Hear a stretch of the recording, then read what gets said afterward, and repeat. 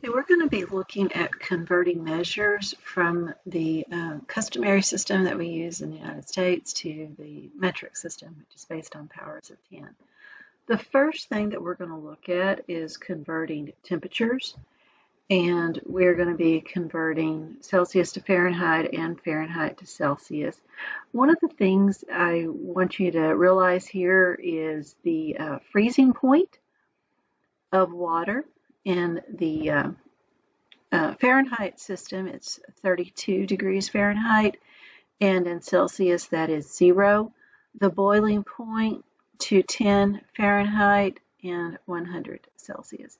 And I think that you can see that it makes sense in Celsius that freezing and boiling points have a difference of 100 or 10 squared. Again, everything in the metric system is based on powers of 10. So when I'm looking to convert my units of measurement, I want to be sure that I know which of these formulas that I'm going to be using. If I want to convert Fahrenheit to Celsius, I want to end up with Celsius equaling something. So I want the formula that says C equals. If I want to start with Celsius and end up in Fahrenheit, I want the formula that says F equals. Okay, so I have my formula written down. Now I'm just going to replace the F with 40. And you're going to stick this into your calculator just like it appears. Be sure you put the parentheses around the 40 minus 32, and you get approximately 4.4 degrees. On problem 2, in place of C, we're going to put 30.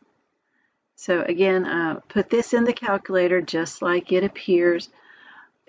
Actually, you could put this in as the fraction 9/5, or you could put it in parentheses and write it as 9 divided by 5. So however you want to do that.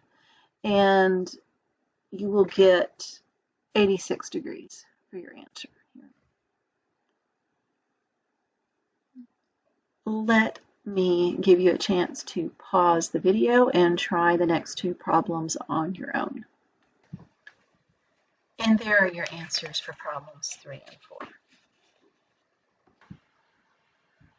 Before we get started converting measures from the metric system into our standard system and right vice versa, I want us to look a little bit at just in general to give you an idea of what these measurements should be looking like.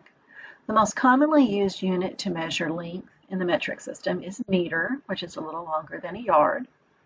The most commonly used unit to measure liquid volume, such as water, is liter, which is a little larger than a quart. And I think most of y'all are familiar with like a 2-liter bottle of Coca-Cola. The most commonly used unit to measure mass is kilogram, which is about 2.2 pounds. My directions say to convert each of the following and round to the nearest hundredth. Be sure that you're reading your directions carefully in MyMathLab to see if you need to round to the nearest hundredth or nearest 10 or maybe even the nearest whole number. Okay, problem 1, 8 inches to centimeters. First thing that I need to do is to look at my reference sheet to figure out the conversion factor that I'm going to need to use. In my reference sheet, I can see that 1 inch equals 2.54 centimeters. Okay, the first thing I'm going to do is write down this piece of information that I'm given in my problem, 8 inches. Now I'm going to multiply this by some fraction. And this fraction I'm going to get from my reference sheet that told me that 1 inch is 2.54 centimeters. I want to end up with centimeters in my answer, so I'm going to have centimeters in the top part of my fraction, and I want my inches to cancel out. So inches is going to be in the bottom part of my fraction. 1 inch is 2.54 centimeters. So this is the fraction that I'm multiplying by. And if it helps, you can write this first part of the problem over 1.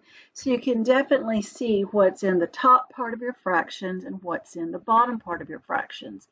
And you can see that the inches here in the numerator and the inches here in the denominator are going to cancel out, and you're going to end up with centimeters.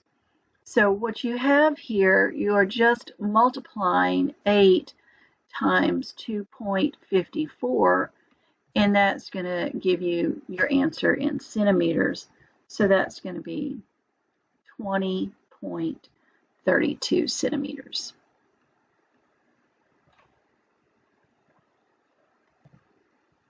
With my second problem, I actually have sort of two problems in one here. I'm given 14 furlongs, and I am wanting to convert that to miles and also to yards. Now, furlongs, miles, and yards are all in the United States customary system. This is not in the metric system, but we are still looking at our reference sheet here to convert from furlongs to miles, and then I can use this conversion factor to convert from miles to yards. I start by writing down the information that I'm given in the problem.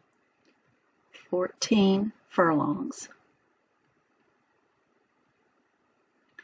And I want to multiply this by some fraction that will have the furlongs to cancel out. So the furlongs needs to be in the bottom part of this fraction, and I want to end up with miles. So miles is going to be in the top part of my fraction. Remember, this is a two-part problem. I want miles, and then I also want to convert to yards. So according to my reference sheet, 1 furlong is 1/8 of a mile. And again, if it helps, you can write this first part over 1. So you see I have 14 times 1/8, and that is going to end up being miles because the furlongs cancel. So when I multiply 14 times 1/8, I get 1.75. Okay, the second part of this problem is now to go ahead and take this miles and convert that to yards. So you can see here that the miles is going to cancel out, and I will end up with 1.75 times 1760 yards. And my final answer here is 3,080 yards.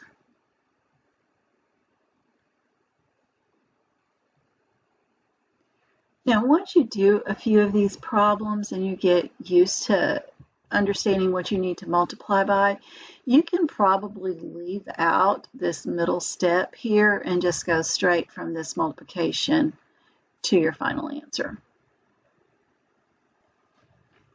Problem 3, I'm converting grams to ounces. So looking at my reference sheet here, I see that 1 ounce is 28 grams. One thing I want to mention is that in some of these problems, your units are spelled out in grams, G-R-A-M-S, and sometimes they're abbreviated, like in this case, just a G. So you do need to be sure that you can go back and forth between abbreviations and the actual entire word. Now, with this problem, you can see again that I have grams in the numerator and grams in the denominator, so those are going to cancel out. What's different about this problem here is that when I multiply these two fractions together, I actually have 162 divided by 28. So that's what you're going to put in your calculator, 162 divided by 28, and that's going to give you approximately 5.79 ounces.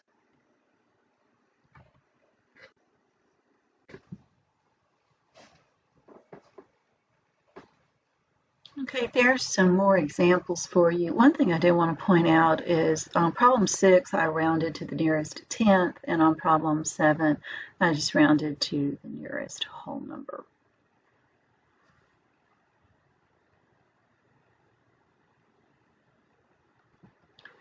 Okay, problem 8 is a little bit different. I'm converting 55 miles per hour to kilometers per hour. And there's a couple of different ways that we could go about doing this problem. I think the way that makes the most sense is just to convert 55 miles into kilometers and then deal with that per hour part of the problem. So the first thing I'm going to do is to go ahead and write down the 55 miles and go ahead and write down my conversion factor. 1.6 kilometers is 1 mile. And when I simplify this, I'm going to be multiplying 55 times 1.6, put that into the calculator, and that's going to give me kilometers. So this is 88 kilometers. So 55 miles per hour is going to equal 88 kilometers per hour.